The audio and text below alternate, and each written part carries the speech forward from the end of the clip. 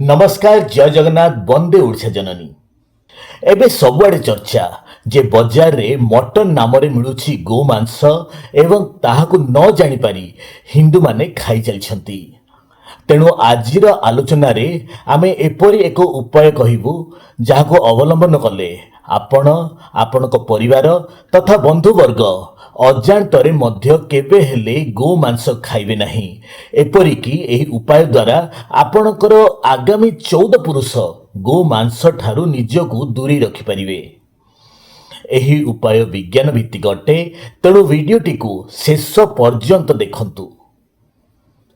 ଏହା ବାସ୍ତବରେ ଅତି ଗୁରୁତ୍ୱପୂର୍ଣ୍ଣ ତଥା ସମ୍ବେଦନଶୀଳ ପ୍ରସଙ୍ଗ, କାରଣ ଅଜାଣତରେ ହେଉ ପଛେ ଗୋମାଂସ ଖାଇବା ପରେ ପ୍ରତ୍ୟେକ ହିନ୍ଦୁଙ୍କର ଧାର୍ମିକ ଭାବନା ପ୍ରଚଣ୍ଡ ଆଘାତ ପାଇଛି ଓ ଆହତ ହୋଇଛି।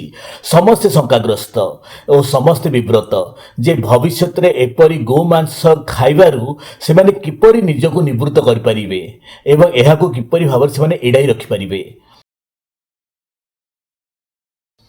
आमर आलोचना को आगक नया पूर्वर प्राणी को बद्ध करिवार दुईटी प्रमुख पद्धति यथा झटका और हलाल पछरे थिबा शरीरतात्विक विज्ञान को जानिबा को और बुझिबा को हेबो। झटका होची प्राणीबद्ध करिवार मूल भारतीय पद्धति, किंतु हलाल होची विदेशरू विदेशी मानक द्वारा आसीथिबा एक पद्धति।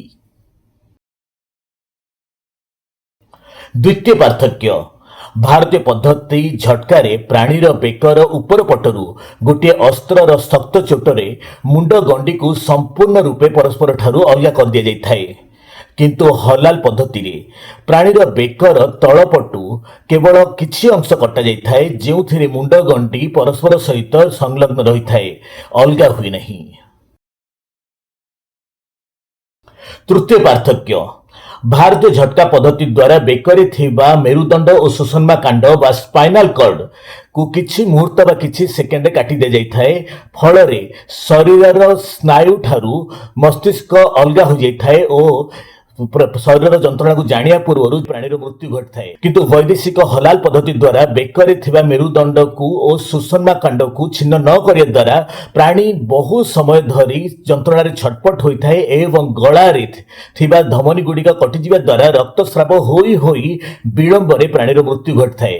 अर्थात झटका द्वारा प्राणीर कष्ट क्षणिक मात्र आउ हलाल द्वारा प्राणीर कष्ट दीर्घस्थायी होई थाए।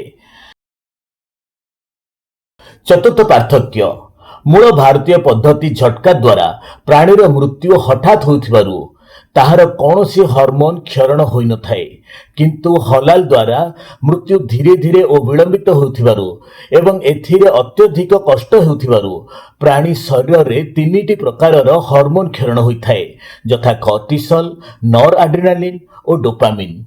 एही तीनोटी हार्मोन मध्यरु कॉर्टिसोल गोटे स्टेरॉइड हार्मोन होइथिबारु एहा खाउथिया मनुष्यर शरीर रे बहु क्षति घटाई थाए। नॉर एड्रेनालिन हिंस्रता और क्रोध उत्पन्न करथाए एवं डोपामिन पागलक परी उन्मादना सृष्टि करथाए। पंचम पार्थक्य, मूल भारतीय पद्धति झटका द्वारा साधारण लोकटी केवल छोट छोट प्राणी यथा छेली मेंढा पर्यंत बद्ध करिपारे, किंतु गाई और ओट इत्यादि नुहे, कारण एथिरे बहु बड़ धारुआ अस्त्र और अत्यधिक बल प्रयोग आवश्यक होइथाए। किंतु हलाल रे छोट प्राणी ठारू आरंभ करी बड़ बड़ प्राणी यथा गाई और ओट को जे कोनोसी व्यक्ति हत्या करिपारे। झटका और हलाल मध्य पार्थक्य को जानिया परे समस्ते गोमांस ठारू दूरे रहिवार कौशल को अल्प बहुते जानि सारिबेणी।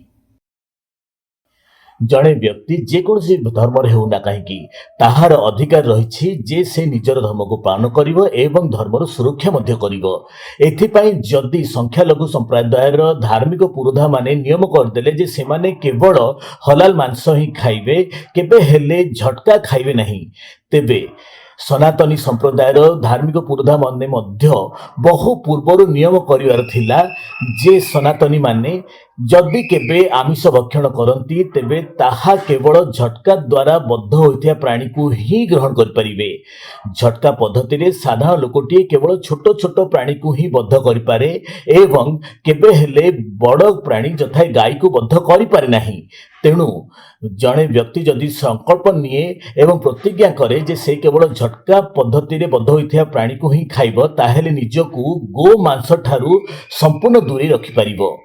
ତେଣୁ ସନାତନୀମାନେ ପ୍ରାଣୀମାନଙ୍କର ଯନ୍ତ୍ରଣାକୁ ହ୍ରାସ କରିବା ପାଇଁ ତଥା ନିଜକୁ ଗୋମାଂସ ଠାରୁ ଦୂରେଇ ରଖିବା ପାଇଁ ଦୁଇଟି ବିକଳ୍ପକୁ ଗ୍ରହଣ କରିପାରିବେ। ପ୍ରଥମଟି ହେଉଛି ଯେ ସେମାନେ ଶାକାହାରୀ ରହିବେ ଏବଂ ଦ୍ୱିତୀୟ ବିକଳ୍ପ ହେଉଛି ଯଦି ମାଂସ ଖାଉଛନ୍ତି ତେବେ କେବଳ ଝଟକା ପଦ୍ଧତିରେ ବଦ୍ଧ ହେଉଥିବା ମାଂସକୁ ହିଁ ଗ୍ରହଣ କରନ୍ତୁ। ଏଥିପାଇଁ ବିଭିନ୍ନ ସ୍ଥାନରେ କେବଳ ଝଟକା ମାଂସ ବୋଲି ଷ୍ଟଲ୍ ମଧ୍ୟ କରାଯାଇପାରିବ ଏବଂ ଯେଉଁମାନେ ଚାହାନ୍ତି ଗୋମାଂସ ଠାରୁ ଦୂରେଇ ରହିବା ପାଇଁ ସେମାନେ କେବଳ ସେଇ ଝଟକା ମାଂସ ଦୋକାନୀ ଠାରୁ ହିଁ ମାଂସ କିଣିପାରିବେ।